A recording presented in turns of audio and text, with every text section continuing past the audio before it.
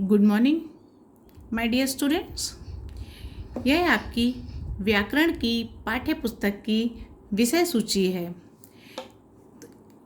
इसमें मैंने सबसे पहले आपको वर्ण एवं वर्णमाला पढ़ाया, उसके बाद पाठ 3 मात्राएं पढ़ाया और आज मैं आपको पढ़ाऊंगी पाठ 1 भाषा। तो सबसे पहले मैंने आपको वर्ण एवं वर्णमाला और उसके बाद मात्राएं इसलिए पढ़ाई क्योंकि जब तक आपको वर्ण एवं मात्राओं का ज्ञान नहीं होगा तब तक आप भाषा को सुनकर तो समझ सकते हैं परंतु लिख नहीं सकते। इसीलिए सबसे पहले मैंने आपको वर्ण एवं मात्राओं से संबंधित पाठ पढ़ाया। आगे हम पढ़ेंगे पाठ 1 भाषा। भाषा यानी लैंग्वेज। हिंदी क्या है? एक भाषा है। इंग्लिश एक भाषा है। इसी तरह सभी राज्यों की और सभी देशों की अपनी अपनी भाषाएं होती हैं। भाषा के माध्यम से ही हम अपनी बातों को दूसरे तक पहुंचाते हैं। जैसे जब हम कुछ बोलते हैं या हमें किसी से कुछ कहना है तो हम भाषा का ही इस्तेमाल करते हैं। जब हम बोलते हैं तो दूसरा उनको सुनकर समझता है। भाषा के 2 रूप होते हैं। पहला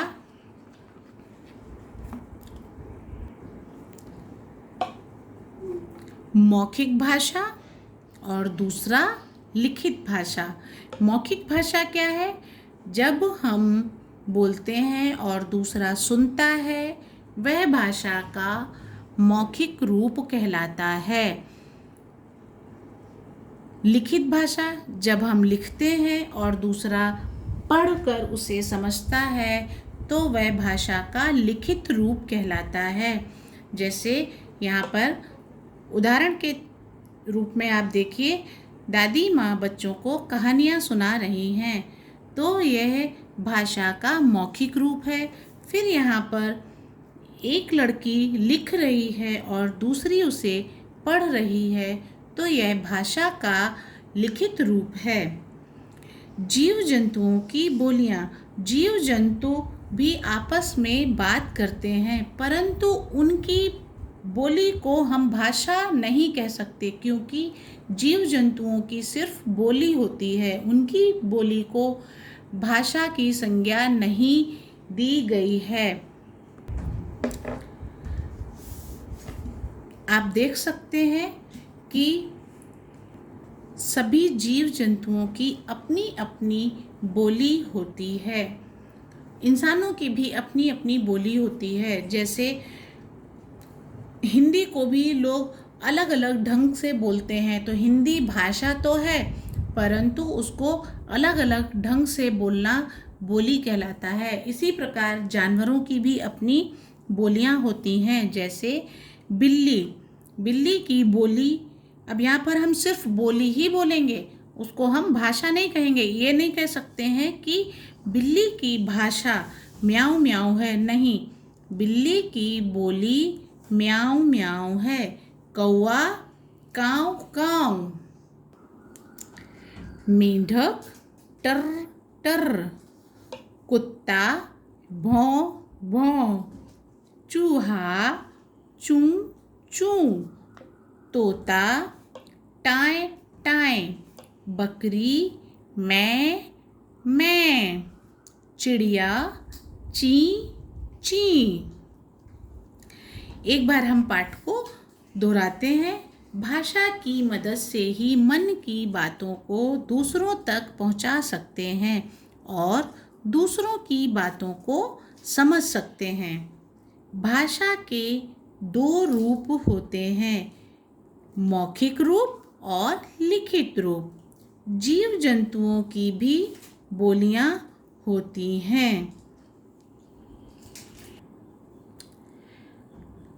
अब हम भाषा पर आधारित अभ्यास को अपनी पाठ्य पुस्तक में ही हल करेंगे। आपको भी यह पाठ्य पुस्तक में ही हल करना है। पेज नंबर 9, प्रश्न नंबर 1, जीव जंतुओं का उनकी बोलियों से मिलान कीजिए। यहाँ पर कुछ जीव जंतुओं की चित्र दिए हुए हैं, उनके नाम भी लिखे हुए हैं और ये बीच में उनकी भाषाएं लिखी हुई हैं। बिल्ली, पहला उदाहरण किया हुआ है। दूसरा आप देख सकते हैं कुत्ता, तो कुत्ता की बोली क्या होती है? भौं भौं। चूहा, चूहा की बोली क्या होती है? चूं चूं। उसके बाद है चिड़िया, चिड़िया की बोली कैसी होती है? ची ची। बकरी, बकरी की बोली कैसी होती है? मैं मैं। और मेंढक, मेंढक की बोली कैसी होती है? टर टर। अब हम आगे आते हैं प्रश्न नंबर 2 पर। सही उत्तर पर सही का निशान लगाइए। क, जब हम बोलते हैं तो दूसरा सुनता है। जब हम लिखते हैं तो दूसरा, आप समझ गए होंगे और मैंने पहले भी बताया था कि अगर हम बोलते हैं तो दूसरा सुनता है और अगर हम लिखते हैं तो दूसरा पढ़ता है। तो इसका सही उत्तर है पढ़ता है। ग, जो बोल नहीं पाता वो अपनी बातें कहता है। अब जो बोल नहीं सकता तो वो अपनी बातें किस प्रकार कहेगा? इशारे से। प्रश्न 3, जो अच्छे बच्चे होते हैं वे हमेशा कैसे बोलते हैं? सच या झूठ? आप सभी को पता होगा अच्छे बच्चे हमेशा सच ही बोलते हैं और हमेशा सच ही बोलना चाहिए, कभी भी हमको झूठ नहीं बोलना चाहिए। Page number 10। अब हम करेंगे गतिविधि। नीचे भाषा के मौखिक और लिखित रूप के चित्र दिए गए हैं। आप मिलान करके बताइए कि कौन सा मौखिक रूप है और कौन सा लिखित रूप है। देखिए चित्र में दिया है दादी माँ या नानी माँ कहानियाँ सुना रही हैं, तो वह भाषा का मौखिक रूप है। अध्यापिका लिख कर पढ़ा रही हैं, तो वह भाषा का लिखित रूप है। एक लड़का गीत सुन रहा है, तो वह भाषा का मौखिक रूप है। एक लड़की अपने कंप्यूटर पर लिख रही है, तो यह भी भाषा का लिखित रूप है। एक लड़का फ़ोन पर बातें कर रहा है, तो फ़ोन पर बातें करना भाषा का मौखिक रूप है। दादाजी अखबार पढ़ रहे हैं, तो यह भाषा का लिखित रूप है, क्योंकि लिखे हुए को पढ़ा जाता है और बोले हुए को सुना जाता है। तो इस तरह से मैंने आपको लिखित और मौखिक भाषा का अंतर स्पष्ट करके समझाया। मेरे प्यारे विद्यार्थियों, आशा करती हूँ कि आज का पाठ आपको अच्छी तरह से समझ में आया होगा। तो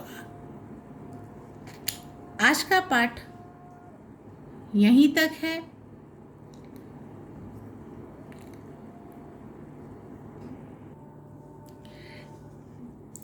इसके आगे प्रश्न 2, दिए गए चित्र को ध्यान से देखकर उसके बारे में कुछ वाक्य बोलिए।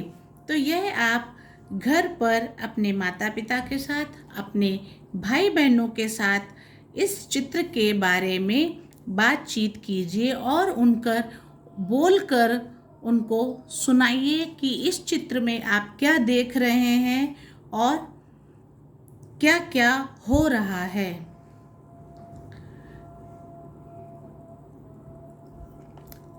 धन्यवाद।